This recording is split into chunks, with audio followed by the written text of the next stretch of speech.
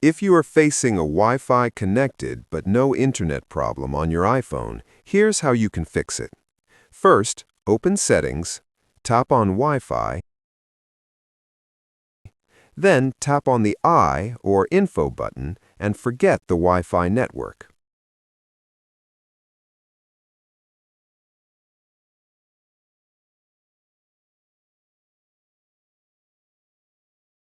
If this method doesn't work, try the second method.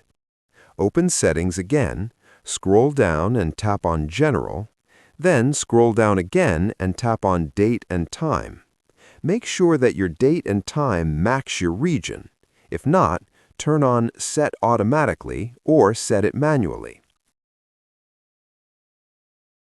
Then go to Settings, scroll down and tap on General, scroll down again and tap on VPN, and make sure that your VPN is not connected. If it is connected, turn it off.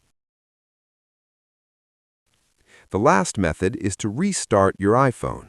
Press and hold the power button and volume up button until the Apple logo appears.